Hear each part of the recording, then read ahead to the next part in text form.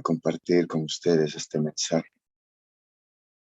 Quiero llevarles a la lectura de Primera de Corintios, capítulo 2, versículos 1 al 7.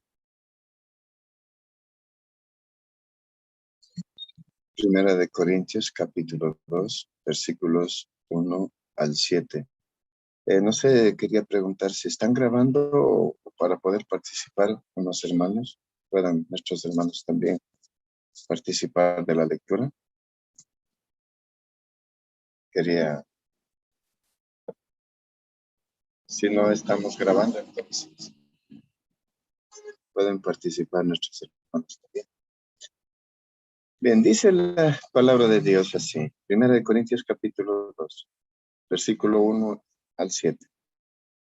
Así que, hermanos, cuando fui a vosotros para anunciaros el testimonio de Dios, no fui con excelencia de palabras o de sabiduría, pues me propuse no saber entre vosotros cosa alguna, sino a Jesucristo y a este crucificado. Y estuve entre vosotros con debilidad y mucho temor y temblor. Y ni mi palabra ni mi predicación fue con palabras persuasivas de humana sabiduría, sino con demostración del Espíritu y del poder, para que vuestra fe no esté fundada en la sabiduría de hombres, sino en el poder de Dios. Sin embargo, hablamos sabiduría entre los que han alcanzado madurez, y sabiduría no de este siglo, ni de los príncipes de este siglo que perecen. Mas hablamos sabiduría de Dios en misterio, la sabiduría oculta, la cual Dios predestinó antes de los siglos para nuestra gloria. Con este texto en mente, con esta declaración que hace el apóstol Pablo, vamos entonces a proseguir estudiando la gran guerra que se originó en el cielo. En Apocalipsis capítulo 12 habla de esta guerra. Entonces dice el versículo 7 del capítulo 12. Bien, nos habíamos quedado analizando estos textos hasta el versículo 13. Después hubo una gran batalla en el cielo. Miguel y sus ángeles luchaban contra el dragón. Y luchaba el dragón y sus ángeles. Cuando leemos este pasaje de la Escritura, enseguida nuestra mente se fija allá en el cielo, en las alturas eternas, como dice la Escritura. Pues cuando leemos el espíritu de profecía, nos damos cuenta que esta guerra se la hizo acá en la tierra, pero implicaba intereses eternos en el cielo. Entonces, veamos, quiero llevarles a la lectura. Tengo en mis manos el libro Joyas de los Testimonios, tomo 1. Y no sé si es que podríamos enfocar, es muy maravilloso este capítulo, los sufrimientos de Cristo. Es un capítulo muy grande, no voy a detenerme a leer mucho, todo, solamente una parte. Lo que más quiero resaltar es que esta guerra, que dice Apocalipsis capítulo 12, verso 7, la luchó el Señor Jesucristo. Y es interesante cómo Él lucha solo. Los ángeles en sí no le pueden ayudar, porque dice Él, solo he pisado el lagar, y del pueblo no había nadie, y tampoco pudieron ayudarle los ángeles. En Joya de los Testimonios, tomo 1, el capítulo es los sufrimientos de Cristo. Veamos.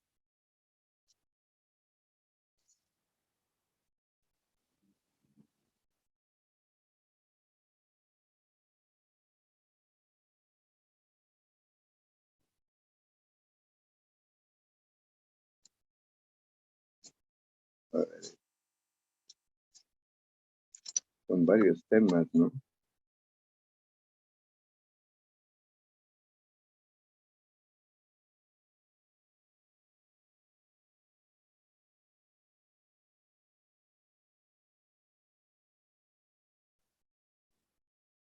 Bien, ahí está, ahí está.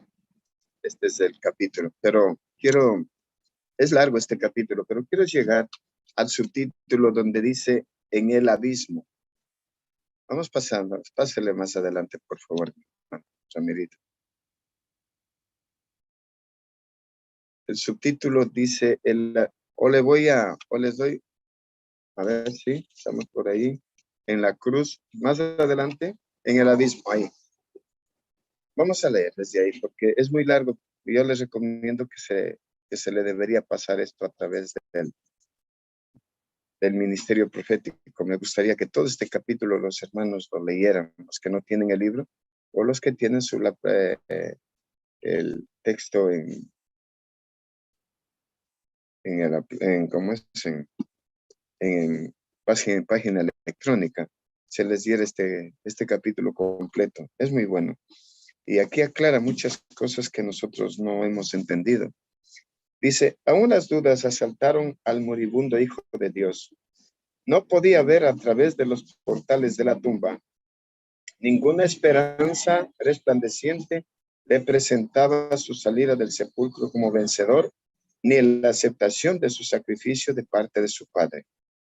Y vamos a ver por qué Cristo, el peso de la cruz es tan grande, no tanto por el dolor físico, porque a pesar que fue maltratado, fue acribillado, se puede decir aquí, fue lacerado tanto.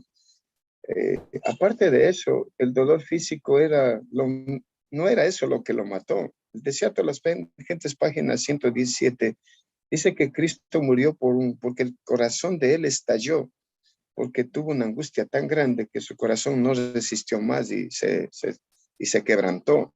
Y por eso es que cuando el soldado le infringe con la lanza, sale agua y sangre. Y todos sabemos que cuando esto sucede, cuando hay una angustia mental, el corazón no soporta, el líquido, bueno, yo no soy médico para quien, pero los científicos dicen que hay un líquido que corre en la sangre que se llama los linfocitos.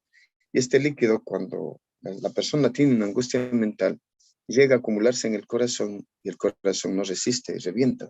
Esto le pasó a Jesús. ¿Por qué?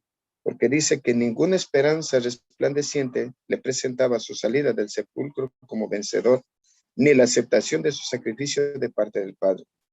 El Hijo de Dios sintió hasta lo sumo el peso del pecado del mundo en todo su espanto. El desagrado del Padre por el pecado y la penalidad de éste, la muerte, era todo lo que podía vislumbrar a través de estas pavorosas tinieblas. Se sintió tentado a temer que el pecado fuese tan ofensivo para los ojos de Dios que no pudiese reconciliarse con su Hijo. La fiera tentación de que su propio Padre le había abandonado para siempre le arrancó este clamor angustioso en la cruz. Dios mío, ¿por qué me has desamparado? Cristo experimentó mucho de lo que los pecadores sentirán cuando las copas de la ira de Dios sean derramadas sobre ellos.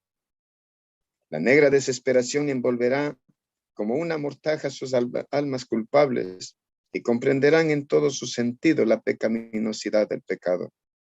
La salvación ha sido comprada para ellos por los sufrimientos y la muerte del Hijo de Dios. Podrían ser suya si la aceptaran voluntaria y gustosamente, pero ninguno está obligado a obedecer la ley de Dios. Si niegan el beneficio celestial y prefieren los placeres y el engaño del pecado, consumarán su elección, pero al fin recibirán su salario, la ira de Dios y la muerte eterna. Estarán para siempre separados de la presencia de Jesús, cuyo sacrificio han despreciado. Habrán perdido una vida de felicidad y sacrificado la vida eterna por los placeres momentáneos del pecado. Ahora, veamos lo que yo quisiera subrayar esto también. La fe y la esperanza temblaron en medio de la agonía mortal de Cristo, porque Dios ya no le aseguró su aprobación y aceptación como hasta entonces. El Redentor del mundo había confiado en las evidencias de que le había fortalecido hasta allí y de que su Padre aceptaba sus labores y se complacía en su obra. En su agonía mortal, mientras entregaba su preciosa vida, tuvo que confiar por la fe solamente en aquel a quien había obedecido con gozo. No le alentaron claros, brillantes rayos de esperanza que iluminasen a diestra y siniestra. Todo lo envolvía en una lobreguez opresiva. En medio de las espantosas tinieblas que la naturaleza formó por simpatía, el Redentor apuró la misteriosa copa de las heces, mientras se le denegaba hasta la brillante esperanza y el confianza en el triunfo que obtendría en lo futuro. Y exclamó con fuerte voz: Padre, en tus manos encomiendo mi espíritu. Conocía el Señor Jesucristo el carácter de su Padre, su justicia, su misericordia y su gran amor, y sometiéndose a él, se entregó en sus manos. En medio de las convulsiones de la naturaleza, los asombrados espectadores oyeron las palabras del moribundo del Calvario. La naturaleza simpatizó con sus sufrimientos de su amor, de su autor. La tierra convulsa y las rocas desgarradas proclamaron que era el Hijo de Dios quien moría. Hubo un gran terremoto. El velo del templo se rasgó en dos. El terror se apoderó de los verdugos y de los espectadores. Cuando las tinieblas velaron el sol, la tierra tembló bajo sus pies y las rocas se partieron. Las burlas, los escarnios de los príncipes, de los sacerdotes y ancianos cesaron cuando Cristo entregó su espíritu en las manos de su Padre. La asombrada muchedumbre empezó a retirarse a buscar a tiendas en las tinieblas al camino de regreso a la ciudad, y se golpeaban el pecho mientras iban y con terror chichillaban entre sí diciendo: asesinaron a un inocente. ¿Qué sería de nosotros si verdaderamente él fuera, como lo afirmó el Hijo de Dios? Y quiero resaltar algo aquí. En el gran terremoto que se ocasiona en el Calvario cuando Cristo muere, el hoyo que habían cavado los soldados en la piedra, en la roca, porque era una roca en la roca donde murió. Y recordemos que la arca del pacto estaba allí, bajo el Calvario, estaba escondida. Esto es una cosa increíble. Cuando Cristo muere, el terremoto abre esta roca y la sangre que estaba acumulada en el hoyo llegó hasta la misma presencia del arca, llegó a cumplir con la demanda de la ley, la sangre del pecador. Eso es una cosa que han descubrieron ahora recientemente, estos años pasados, y nadie lo sabía. Bien, miren lo que sigue diciendo. Jesús no entregó su vida hasta que hubo realizado la obra que había venido a hacer, y exclamó con su último aliento: consumado es. Satanás estaba entonces derrotado. Sabía que su reino estaba perdido. Los ángeles se regocijaron cuando fueron pronunciadas estas palabras: consumado es. El regocijo que se produce en el cielo, ¿verdad? Eso dice Apocalipsis capítulo 12, versículo 10. Hubo una gran voz en el cielo que decía: ahora ha venido la salvación. Bien, hubo un gozo en el cielo porque los hijos de Adán podrían, mediante una vida de obediencia, ser finalmente exaltados al trono de Dios. Oh, qué amor, qué asombroso amor fue el que trajo al Hijo de Dios a la tierra para que fuese hecho pecado por nosotros, a fin de que pudiésemos ser reconciliados con Dios y elevados a vivir en Él, en sus mansiones de gloria. Oh, ¿qué es el hombre para que se hubiese de pagar un precio tal por su redención? Cuando los hombres y las mujeres puedan comprender plenamente la magnitud del gran sacrificio que fue hecho por la majestad del cielo al morir en lugar del hombre, entonces será magnificado el plan de la salvación. Y al reflexionar en el Calvario se despertarán emociones tiernas, sagradas y vivas en el corazón del cristiano. Vibrarán en su corazón y en sus labios alabanzas a Dios y al Cordero. El orgullo y la estima propia no pueden florecer en los corazones que mantienen frescos los recuerdos de las escenas del Calvario. Este mundo parecerá de poco valor a aquellos que estimen de gran precio la redención del hombre, la preciosa sangre del amado Hijo de Dios. Todas las riquezas del mundo no tienen suficiente valor para redimir un alma que perece. ¿Quién puede medir el amor que Cristo que sintió por el mundo perdido? mientras pendía de la cruz sufriendo por los pecados de los hombres culpables, este amor fue inconmensurable e infinito. Lo que sigue es lo que quiero subrayar. Cuando dice Apocalipsis 12:7 que hubo una gran batalla en el cielo, miren lo que la declaración que hace el Señor a través de su siervo. Cristo demostró que su amor era más fuerte que la muerte. Estaba cumpliendo la salvación del hombre. Y aunque sostenía el más espantoso conflicto con las potestades de las tinieblas, miren, aunque sostenía el más espantoso conflicto con las potestades de las tinieblas, en medio de todo ello su amor se intensifica. Soportó que se ocultase el rostro de su Padre hasta sentirse inducido a exclamar con amargura en el alma, Dios mío, ¿por qué me has desamparado? Su brazo trajo la salvación, pagó el precio para comprar la redención del hombre, cuando en la última lucha de su alma expresó estas palabras bienaventuradas que perecieron repercutir por toda la creación. Consumado es. Muchos de los que profesan ser cristianos se entusiasman por empresas mundanales y se interesan por diversiones nuevas y excitantes, mientras que su corazón parece helado ante la causa de Dios. He aquí, pobre formalista, un tema que tiene suficiente importancia para excitarse, extraña intereses eternos. Es un pecado permanecer sereno y desapasionado ante él. Las escenas del Calvario despiertan la más profunda emoción. Tendrás disculpa si manifiestas entusiasmo por este tema.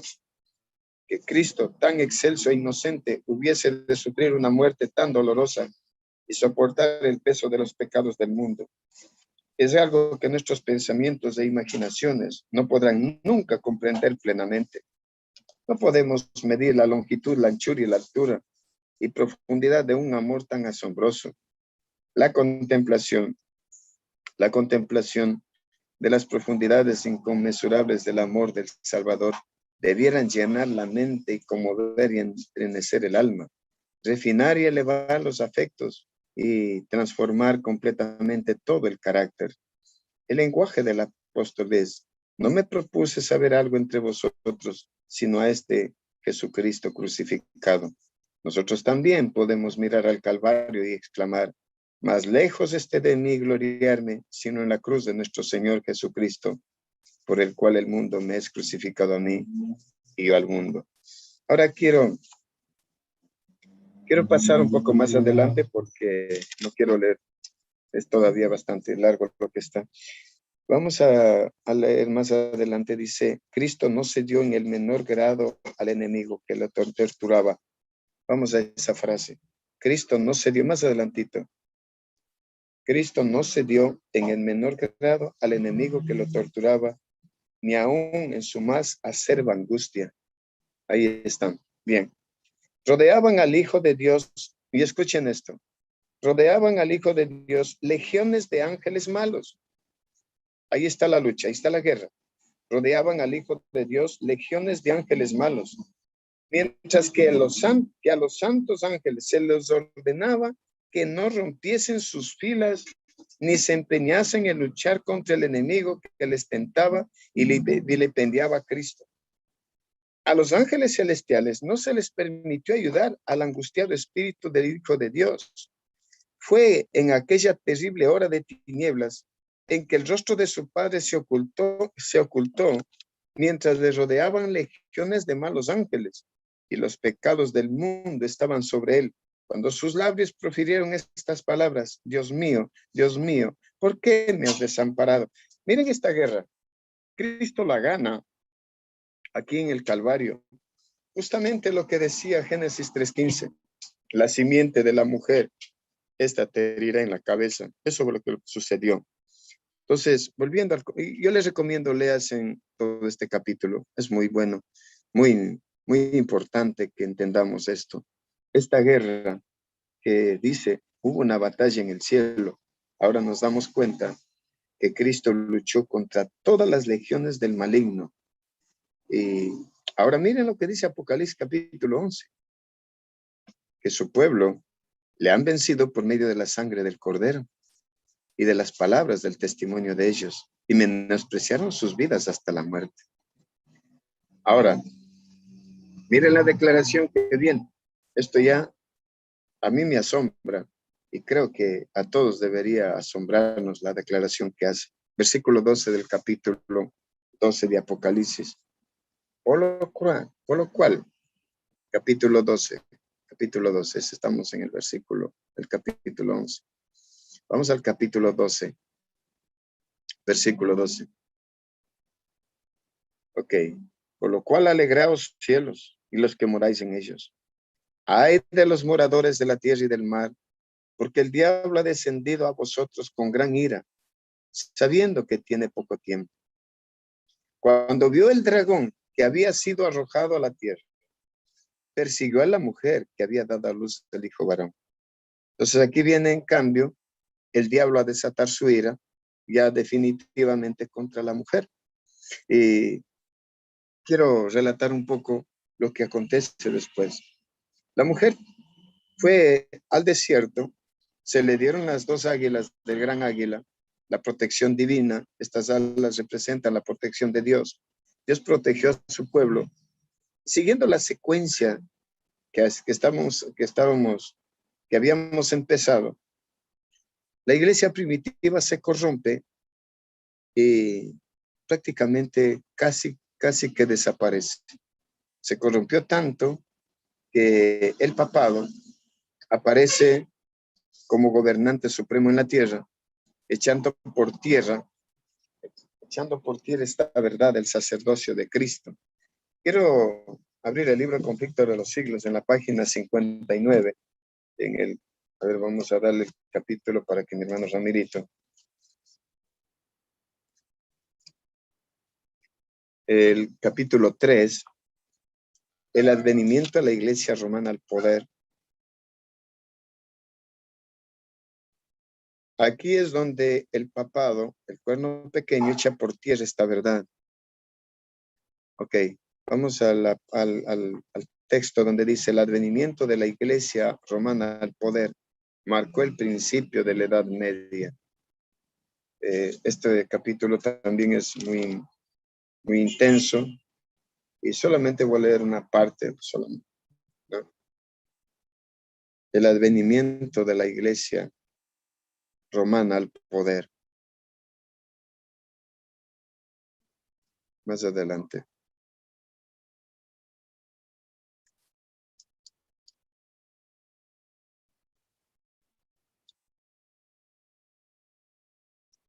Ahí estamos. Ok. Vean. Miren cómo ataca el cuerno pequeño al santuario. A medida que crecía su poder, las tinieblas se hacían más densas. La fe pasó de Cristo, el verdadero fundamento, al Papa de Roma. En vez de confiar en el Hijo de Dios para obtener el perdón de sus pecados y la salvación eterna, el pueblo recurría al Papa y a los sacerdotes y prelados, a quienes él invistiera de autoridad. Se le enseñó que el Papa era su mediador terrenal y que nadie podía acercarse a Dios sino por medio de él. ¡Qué blasfemia! Y andando el tiempo, se le enseñó también que el Papa, para los fieles, el Papa ocupaba el lugar de Dios y que por lo tanto debían obedecerlo ciegamente. Con solo desviarse de sus disposiciones, se hacían acreedores a los más severos castigos que debían imponerse a los cuerpos y almas de los transgresores. Así fueron los espíritus de los hombres desviados de Dios y dirigidos hacia hombres falibles y crueles. Sí, aún más hacia el mismo príncipe de las tinieblas que ejercía su poder por intermedio de ellos. El pecado se disfrazaba con un manto de santidad. Cuando las santas escrituras se suprimen y el hombre llega a considerarse como ente supremo, ¿qué otra cosa puede esperarse sino fraude, engaño y degradante iniquidad? Al ensalzarse las leyes y las tradiciones humanas, se puso de manifiesto la corrupción que resulta siempre del menosprecio de la ley de Dios. Bueno, aquí vemos que la iglesia de Dios prácticamente fue perseguida por el papado, 1260 años.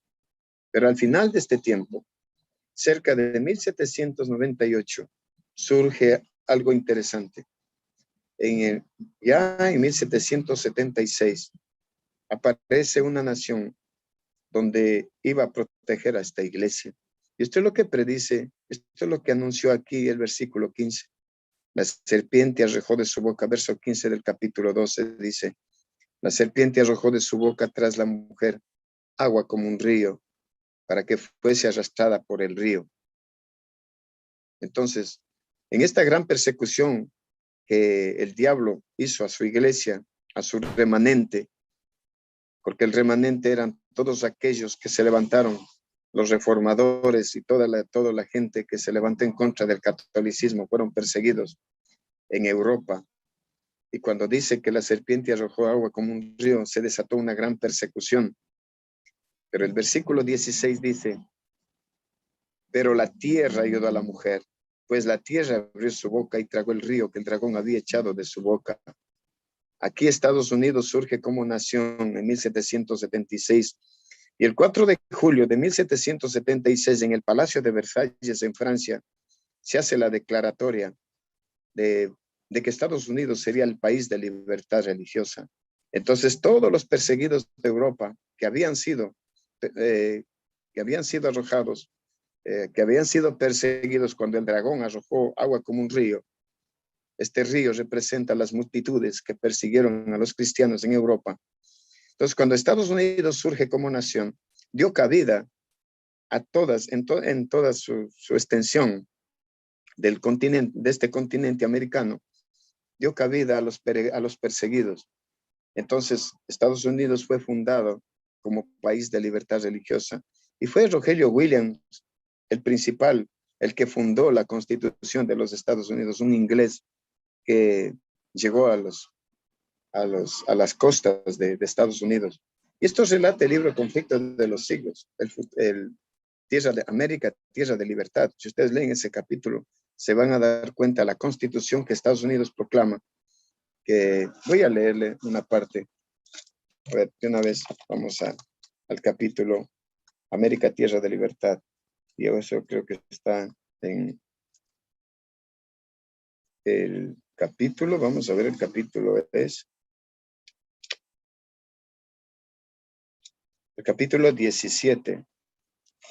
Y quiero leer la Constitución de Estados Unidos.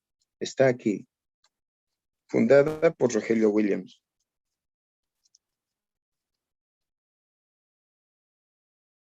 Desde la página 339, el texto comienza diciendo así: en el antiguo documento que los próceres norteamericanos expidieron como su Carta de Derechos, en el antiguo documento que los próceres norteamericanos expidieron como su Carta de Derecho, página 339 del libro Conflicto de los Siglos.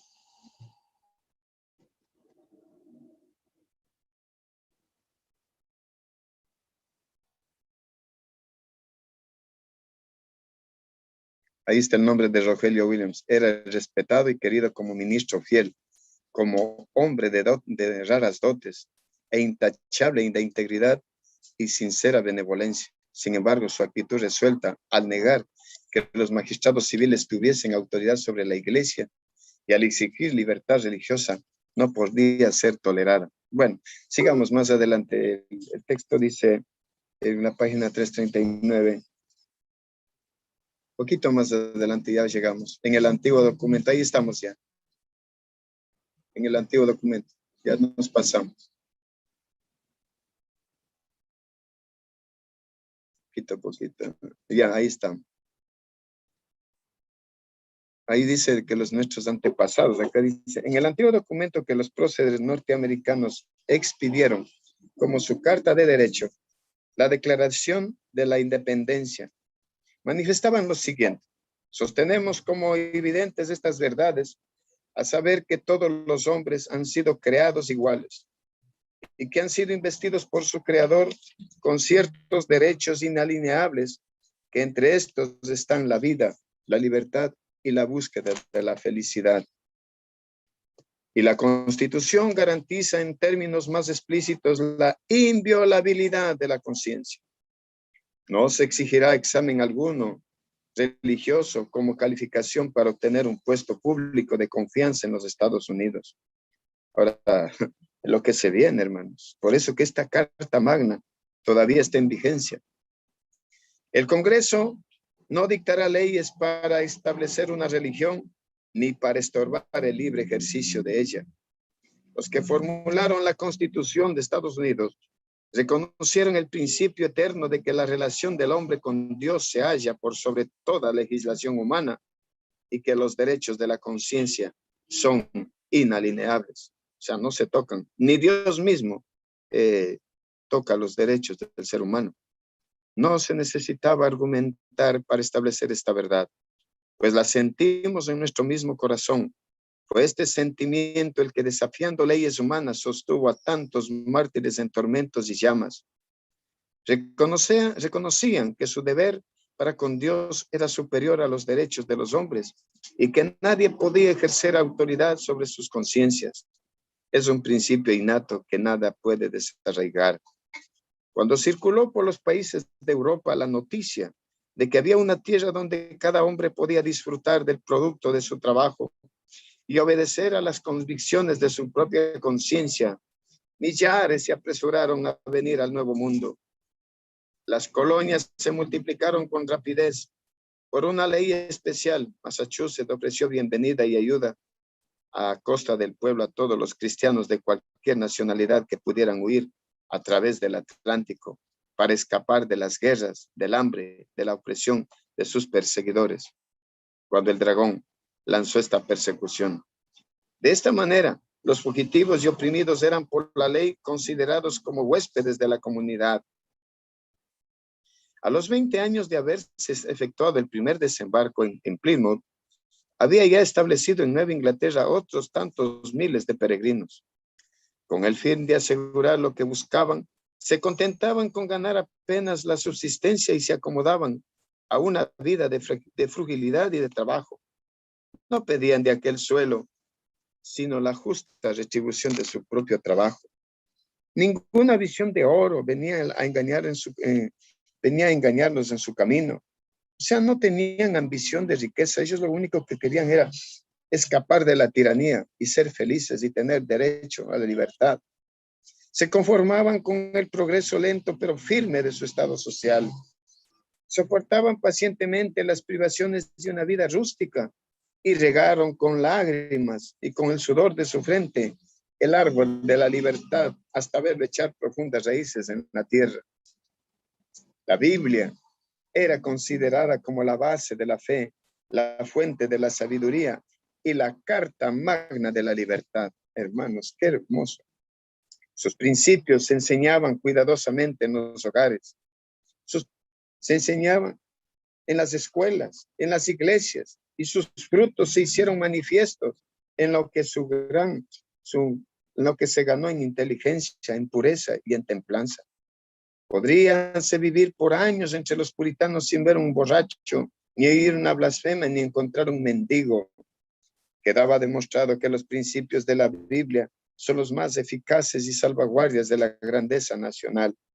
Las colonias débiles y aisladas vinieron a convertirse pronto en una confederación de estados poderosos, y el mundo pudo fijarse admirado en la paz y la prosperidad de una iglesia sin papa y un estado sin rey. Mis queridos hermanos, esta es la Carta Magna que se declaró el 4 de julio de 1776 en Francia, recordando entonces que la Biblia dice en Apocalipsis capítulo 13, que este poder que un día protegió a la iglesia, veamos el versículo 11 lo que dice, que un día protegió a la iglesia, le dio asilo, lo cuidó en el desierto. Estados Unidos era un desierto donde la iglesia estaba. Apocalipsis capítulo 13, versículo 11. Después vi otra bestia que subía de la tierra.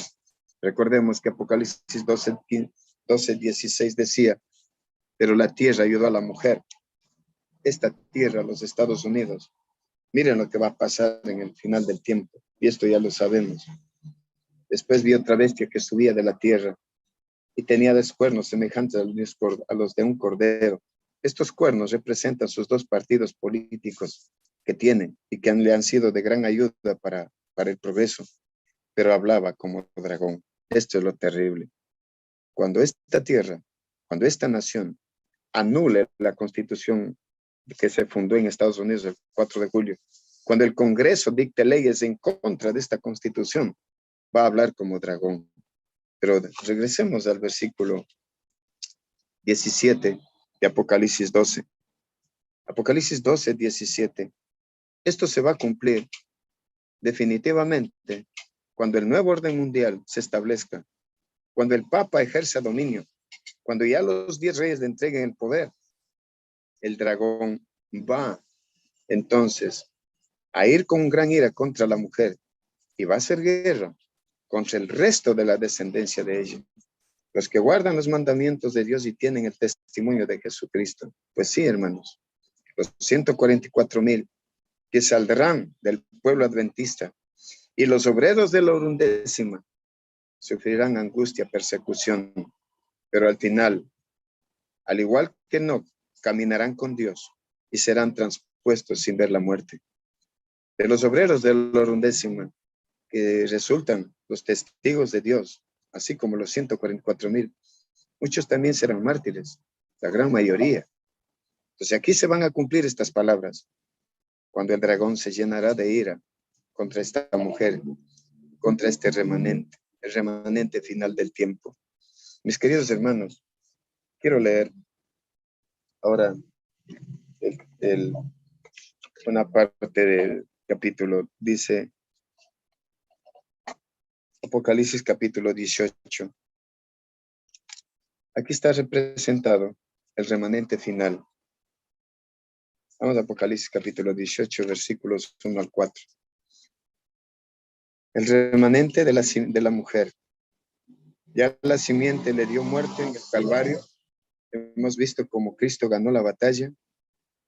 Y Colosenses 2:14 dice, 2:15, perdón, Colosenses 2:15 decía que los exhibió públicamente venciéndolos a ellos en la cruz, a estas huestes espirituales de maldad. Cristo los venció y los despojó. Le despojó del poder a Satanás, le despojó del dominio que él trataba de ejercer en este planeta. Ya, ¿y por qué no se le dio muerte enseguida? Bueno, vamos a ver más adelante un poquito esto.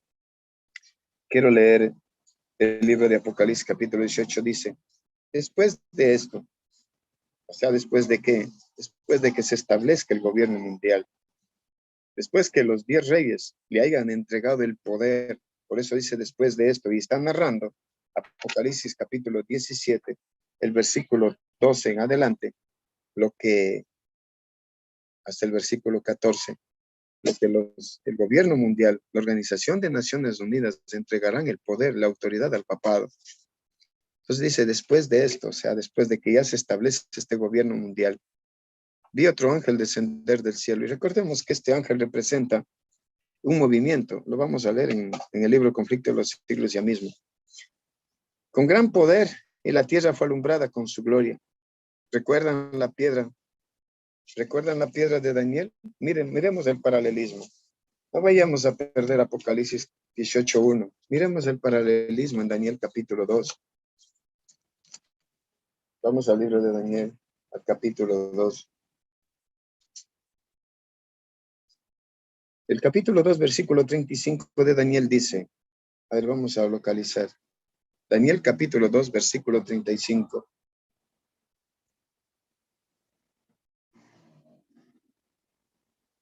Muy bien. Entonces fueron desmenuzados también el hierro, el barro cocido, el bronce, la plata y el oro. Y fueron como tamos en las eras del verano, y se los llevó el viento sin que de ellos le quedara rastro alguno. Y esto es lo que va a pasar.